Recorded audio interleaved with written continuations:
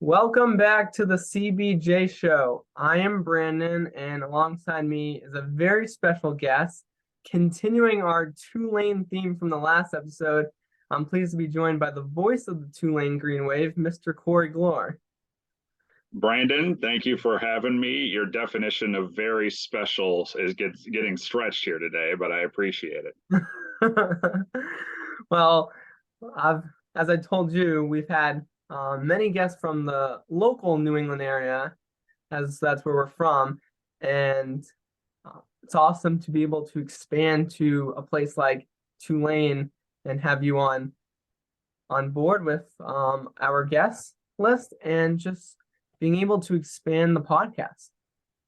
Yeah, well, especially this year with what has happened here at Tulane, there's a lot more interest in what's going on down here, and I see that you rocking the Angry Wave shirt, so I know it means something to you here, and so yeah, the discussion about Tulane has been very big in the last couple of weeks and very positive, which has been great to see.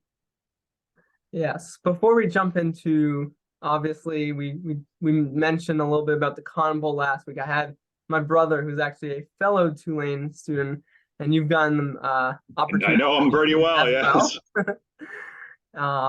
He talked about his experience. Obviously, he studied abroad, doing a lot of statistics work, and then covering the World Cup and Cotton Bowl is obviously two different types of sports, but fascinating to hear his perspective as a fan. But you got to call the game. But before we go into that, why don't you give a brief background about what you do at Tulane and kind of how you found the broadcasting business?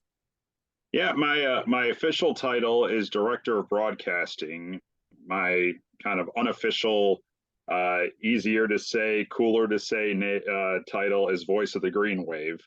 And so I'm in my middle of my second year here at Tulane, in which I do play-by-play for Tulane football, men's basketball, and baseball on the radio here. And got here July of 2021, was immediately greeted with Hurricane Ida. So that was quite an introduction here, and then been much calmer ever since. But this is roughly, I want to say it's 13, 14 years right about then in this industry. I got started in college just board opping at a radio station in southern Wisconsin. I was at college at Northern Illinois University, where I kind of grew up and raised in that area. And so I've been doing this for almost a decade and a half in some capacity. I didn't really start diving into play-by-play until 2014, I guess that's, or at least this level of play-by-play, when I moved to North Carolina and started work with Learfield. The company I'm with now was called IMG College at the time, and that was when I first actually started pushing to do play-by-play for a living. And after finding a couple jobs, and I was calling baseball at East Carolina University for 6 years, then this role came along a few years ago, and here I am. Awesome. And did I freeze? I think I'm good. Internet's a little, I think, unstable. Mine too. Yes. We had a snowstorm up here in Boston, so I think the internet's pretty good, but that's probably why it went out for a second there. We have normal New Orleans infrastructure, and so that's why occasionally mine lips out. All right. Well, as I mentioned, and you mentioned, Tulane went from, we've known probably one of the worst records of, I think it was 2-12. 2-10. 2-10 to, I want to say 12-2. 12-2. And winning the conference championship at home, and then making it to the big game, the Cotton Bowl against University of Southern California, which looked like, with about, I think, 5 minutes left, gonna be a easy win for Southern California.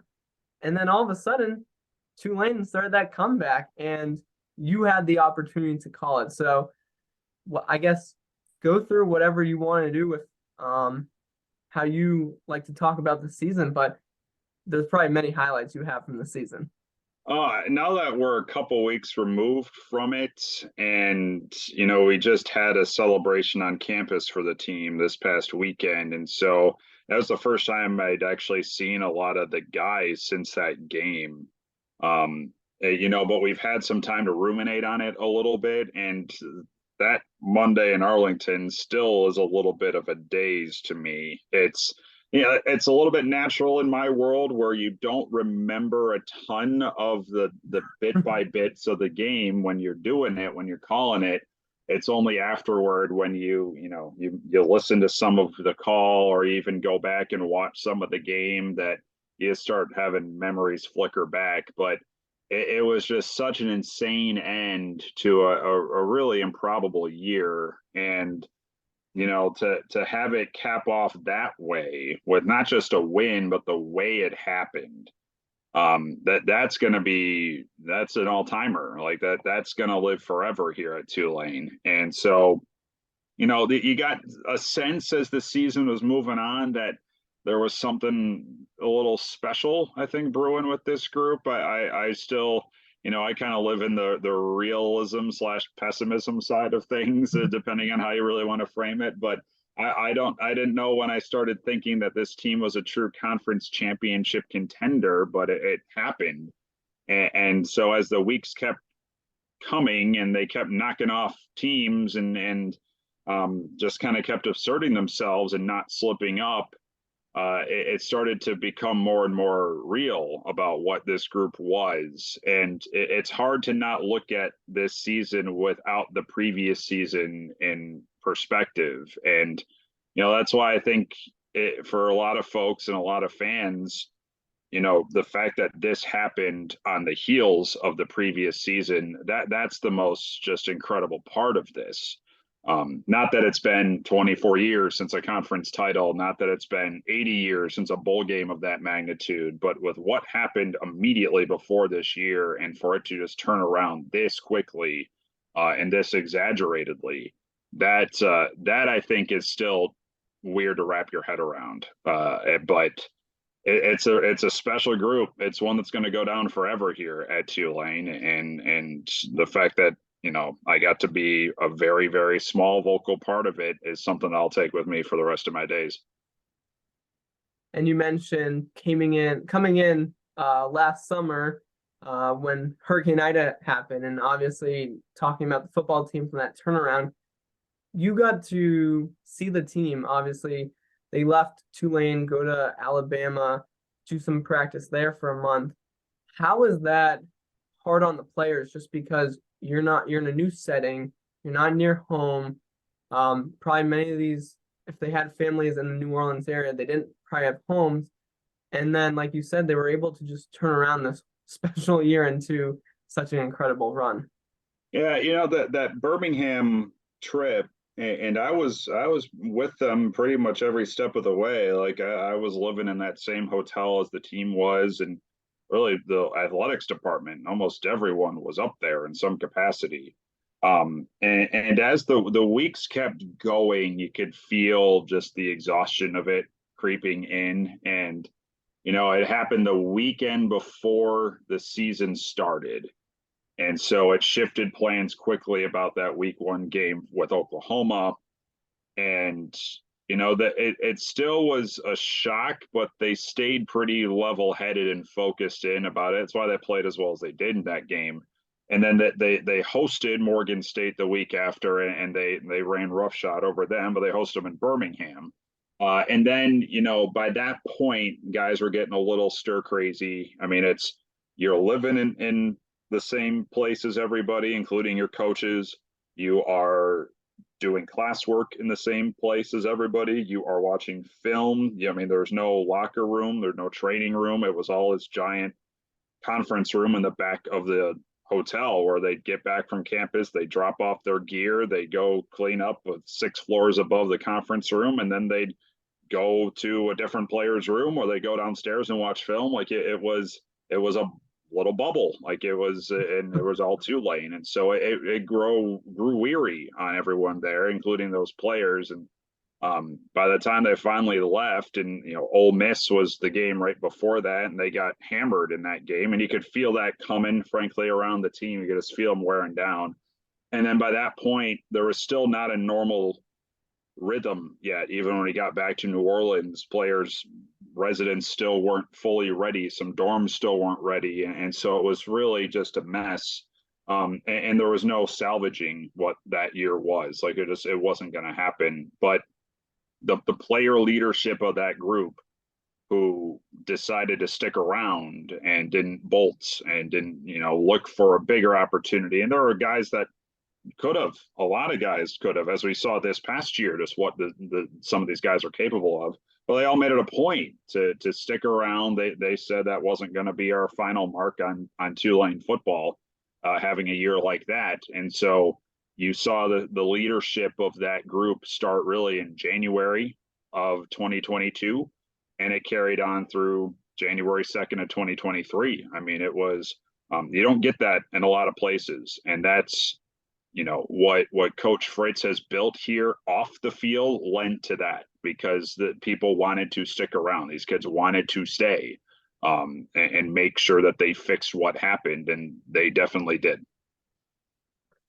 It was interesting. You mentioned the Birmingham, Alabama as a bubble. Can you still hear me okay? Perfect. Yeah. Oh, yeah. You mentioned it as a bubble, and we've had guests from MLS, from NFL, talk about when their seasons in 2020 were part of a bubble. And so it was kind of fascinating to hear your perspective of the Tulane relocation due to the hurricane as a bubble. And so I just think it's fascinating how teams had to really adapt. They had to understand you're all living, you're just everything is in one location. I think the other sports were a little bit easier, having hotel and then another field somewhere where they're being bused. But definitely interesting to hear the different sports and how teams had to adapt with what we call, quote unquote, a bubble. Yeah, I mean, we took over a hotel in downtown Birmingham. This was a plan that was put in place after Katrina. And just in case something like that storm happened again here, and something like that happened here. And so it was the first time they had to enact it. And so a hotel that was completely ours. It was actually, half of it was closed for renovation, and we took over it. The Marriott in downtown Birmingham opened for us. And so, football was there, volleyball was in season by this point. I mean, they were the first ones to go, and so they had to scramble and figure things out. You had, goodness, what other sports are in session that early? I mean, golf is starting a little bit there too. But even sports like basketball, they are technically in season at that point. In September, they are just getting cranked up with stuff for a November start. And so nearly every team was there in some way. Some were sent to their homes after about a week, but if you were a fall or winter sport, you were pretty much there. And then the administration was there. Almost everybody in the athletics department was there. And so we had a couple of nicknames for what that hotel was. Tulane North was the common one. I called it Birmingham. It was, everybody was there in one spot.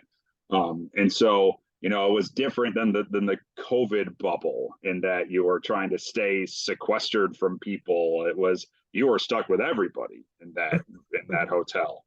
And so, it led to, for someone who was new here at the time, and that was my third month here with Tulane, I actually got to know a lot of the people I work with. And so that was probably the one benefit of that, of what was a really bad situation. But Tulane handled that about as well as you could have, and having all that set up and organized and ready to go. But when push comes to shove, especially with football, the rhythms and the schedule of what goes through a week, that dictates so much. And that was tossed out the window 6 days before kickoff. And so as much as that team tried and didn't really lose passion, lose faith on anything about that season, it wasn't going to come together. And it was something that I don't think Coach Fritz fully realized the magnitude of what that did until after the year. because he's so in it, he's so deep into it and planning for each week that's you don't really realize the impact of just what something like that does to a team until you have time to reflect on it. And so to come out of that and come back with this, there were a few guys in that locker room that were saying this early on that this was possible this year. There weren't a lot of believers around them, no question, but they proved everyone else wrong. And for people who may not know, there's going to be a little bit of a realignment. So I think Houston and UCF is moving. So maybe this is a new time for Tulane and the football team, but after a terrible situation with the relocation to Birmingham last year, now I guess it's kind of like a 2-year reflection because you turn around that season to a 10-2 season and then finish it off with a conference championship and then a comeback in the Cotton Bowl. Yeah, I mean the timing of this, it could work out pretty well here for Tulane because, as you mentioned, the three of the powers of this league are leaving. Cincinnati's the other one that's leaving here, and you're bringing in some new blood, and you got UTSA and has been great the last couple of years, and they're coming in, and you got goodness, who else is coming in here? UAB has been okay, but they're in a weird spot right now. North Texas has been okay. They just fired their coach, though. You got Rice, who improved this year, and they're coming in. So, you're going to have some new forces to combat with, and Tulane will see all of those teams next year on their schedule. All the new teams are on their slate. And so you're going to have to go through some new faces to do something like this again. But to have a year like this, I'm sure the conference is more than happy with the fact that a program that is sticking around is the one that just won this league title and just won a New Year's Six game rather than one of the ones that's departing. I don't think Mike Oresco's too upset about that at all. But you have an opportunity here. The window of opportunity that Coach Ron Hunter of the basketball team has talked a lot about here the last couple of weeks. It's open now.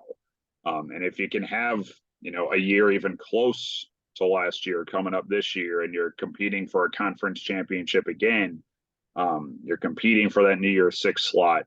Well, in 2 years, if you're doing something like that, then you're in the playoff mix with the expansion of the college football playoff. And so, the timing of this, again, crazy to say after 2021, but the timing of a year like this could work out extremely well for Tulane football if they can sustain something like this. So going 12-2 is hard to sustain, but just winning years like this, competitive years like this, conference contending years like this, you are setting yourself up pretty nicely, not just in the New Look American, but in the New Look College Football Playoff in a couple of years. We've had the opportunity to had multiple play-by-play announcers come on the podcast, and they always talk about their work and their preparedness is always different. And so you mentioned basketball, you mentioned baseball. Obviously, baseball is a spring sport, but sometimes, especially like this year, football and basketball overlap. And so how do you prepare for, I guess, two sports in a short amount of time? It's late nights and early mornings. It's managing your time properly, and yeah, it's November and February. Those are my craziest times of year, and we got through November, and now February is coming up. But you got to be, I have my method of how I prepare for games, and the way I prepare for football is slightly different than the way I prepare for basketball, and what I build for each is different. And then baseball is going to have a different method to it as well. But it's all about the time management of how you go about your preparation. And I think I've found over my years doing this now, what I find most valuable to work into my preparation.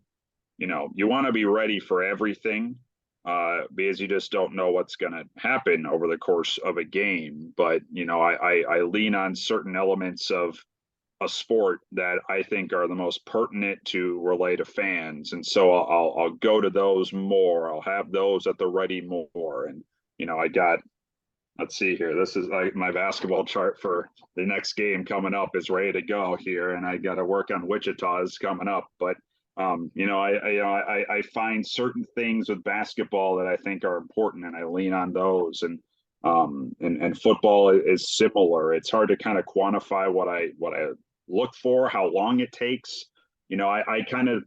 I heard some broadcasters who know like I want to have this many hours of prep time for this sport. I don't necessarily work that way, especially in those crossover times, November and February. And even now when I'm getting baseball stuff ready here and getting to know that team a little bit, I kind of know when I'm comfortable with my prep, when I know I'm ready for a broadcast. And so there's no real like set number of hours I have to do, but 90% of the job is off air, and the 10% is what you hear. And so that 90% lets you have the best possible 10%, and how you go about it's up to you. Everyone has their own way of doing it. But you know, told this to many people, and I'll tell you, I work in the toy section of a department store. That's what this job is. It's a blast, but I work as hard as I can to make that toy section as great as possible. And so that's the stuff you don't know about, you don't see, you don't hear. You might be hear a little bit of it, but you don't know how long it took to get to that point. And so yeah, I mean, to really stretch a long answer longer, which I'm good at. I am a rambler, Brandon. But No worries. it's you find a way to get it done when you have football on a Saturday and then you have basketball on a Monday and then a Wednesday. Maybe that game's on the road and then you're traveling with football the next week. You work your way through it, and you put things in proper order. You manage everything as best you can, and you get things done.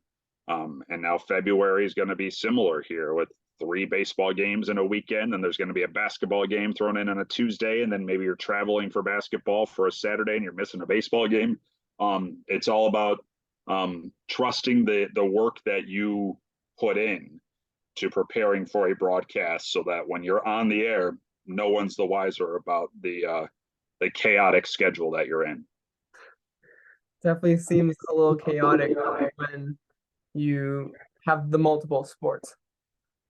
It definitely can be. I'll tell you this year, because of how just incredible the football season was, and you're so wrapped up in it. I'm pretty now by this point, every time, especially we're on the road for football, I wind up getting a pretty solid headache after a game. Like I store up tension, and then it just releases, and I get a headache right back here in the back of the neck. And so our head trainer always is just handing me Excedrin when I get on the plane. So with the year that was, and you just didn't want it to end, and how thrilling it was, and how exciting it was, and you put basketball on top of it in November, but you're getting up for the same moments there as you did before, and the most important broadcast is the next one. It doesn't matter whether called a Cotton Bowl on a Monday and then basketball hosted Tulsa on Wednesday, and those two are the same. Like for what we do, like you prep the same ways that just calling a game, a midweek basketball game that might not seem that pivotal in the grand scheme of things, right after a Cotton Bowl, you might say, who's going to listen to that? Well, someone's going to, and they're going to listen for a reason.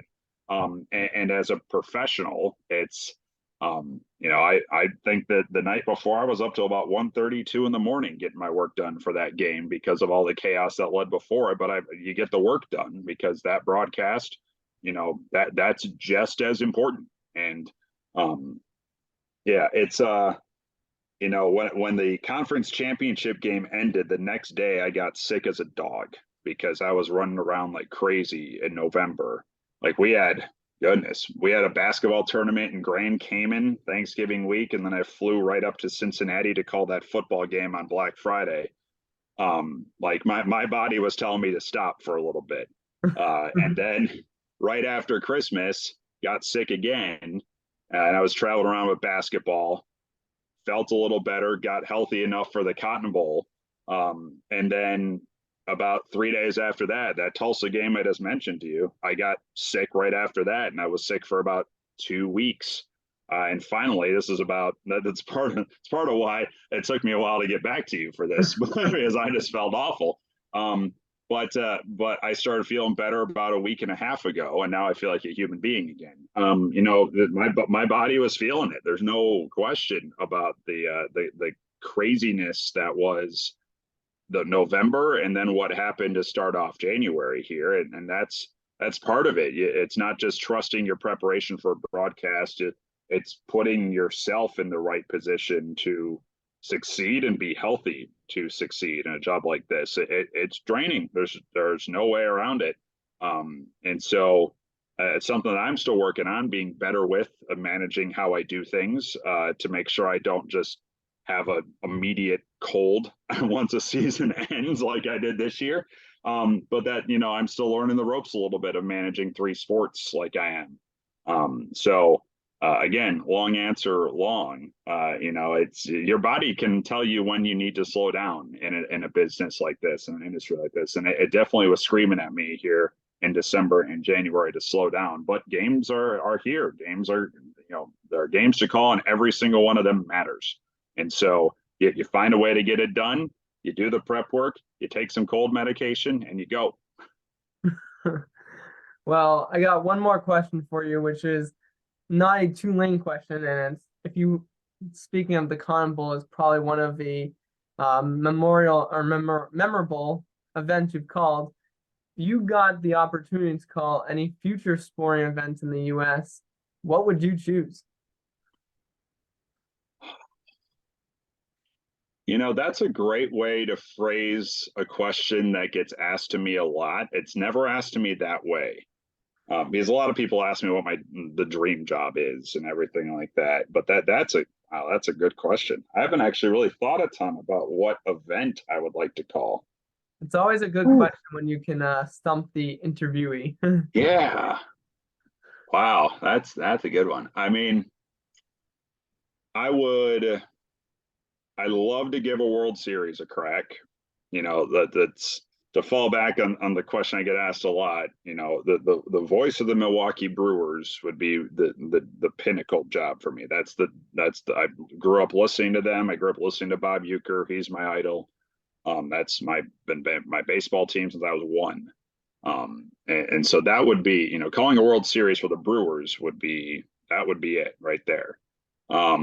Generally speaking, you know, I would love to call a US Open tennis tournament. There's something about that event that I just get wrapped in with. And, you know, I stay up late right now to watch the Australian Open. Like it's the Grand Slam events I really eat up. And there's something about that event I would love to have a crack at. Um, Calling a Masters would be great. That would be a ton of fun. Um, you know, I've been to a PGA championship. I would love to experience what a Masters is like. And even calling something like, you know, being a part of the Olympics in some way, I would really get a kick out of. I don't know what sport it would be. There are so many. But I don't know, something about that has always appealed to me just growing up, just the way the Olympics are broadcast. So I'll throw those out there as the hopefully a suitable answer to what was a really good question. I think that was awesome. I mean, when you have, and this is something that I've been told when I got into broadcasting was you got to have that opportunity to be open. If your mind's open to doing multiple sports, multiple events, you may find a job sooner than someone else. If you say, I want to stick to play-by-play of one sport, your window may be a little bit harder to open. Yeah, I mean that's why I really get a kick out of doing something like this, where you know I called only baseball my previous stop, but here I get to do three. There are three very different sports to call. All of them are, they're very different rhythms to these three.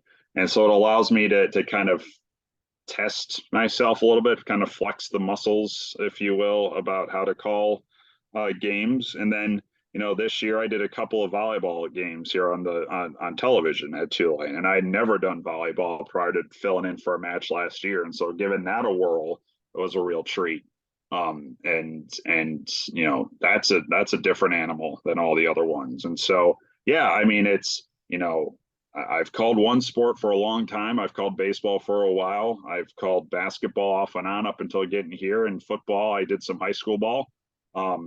But getting to do all three like this for a university like this, and get to know everyone here and kind of represent some of these programs just through the airwaves and be their storyteller, that's hard to beat. And just as a play-by-play broadcaster, when you get to just try stuff like football, different than basketball, different than baseball, and then one leads into the other, and so you get to have fun with something like this and really kind of test your strengths, fix your weaknesses when you're calling a game, because there's a different sport around the bend that's going to test you in different ways. Well, I want to give a big thank you for finally figuring out a time that could work and just sharing your stories after what was probably one of the most memorable Tulane football seasons. It's my broadcast partner has been doing this for 40 years, and he played at Tulane, Steve Barrios, and he can only think of one other time that a year like this was going to be remembered like this, and he goes to 1973 with that one. He even surpassed the 1998 team, which went undefeated. So yeah, this year's going to be remembered forever, and it's going to be etched in concrete somewhere in uptown New Orleans, just what happened with this team this year. And I'm very, very fortunate that I got to be along for the ride here, and hopefully, it's for others to judge whether or not the moments that happened I brought justice to. I did my best with them, and hopefully there are more years like this on the horizon for Tulane football, because that was something else. Yes, I'm looking forward to some more, and it was awesome that you got to share that story or your story with us on the CBJ show. So wanted to say thank you for joining us, and if you want to share where people can follow you, I'm happy to share that as well. Sure. I'm on Twitter at Corey Gloor, and I'm on Instagram as well. That's about the extent of my social media nowadays. I'm in my mid-30s, so I don't do any of the other cool stuff. But yeah, find me there. We post some stuff about what things look like in the booth and everything, and I'll tell you where we can listen to us as Tulane basketball continues on and baseball's around the bend. So if you feel like giving us a listen, by all means, we'll have you. And where can people find you if they want to listen to you? Yeah, the easiest way, if you're outside the city, is the Varsity Network app. It's free to download. Learfield operates it, and you can find Tulane's channel on there to search for it. Give it a favorite, and you'll even get notified when a broadcast starts for not just the three I do, but our women's basketball team as well. And so you can follow on that way on the Tulane Sports Network. And again, we'd love to have you join us here for the rest of basketball and now into baseball. Awesome. I'll put a link in the description of this YouTube video. It'll also be where we can listen to the podcast on Spotify or wherever you listen. And once again, thank you so much, Corey, for joining us, and we hope you enjoyed this interview. Thank you, Brandon. Long overdue. I appreciate your patience. Let's do it again soon. All right. Awesome. Thank you.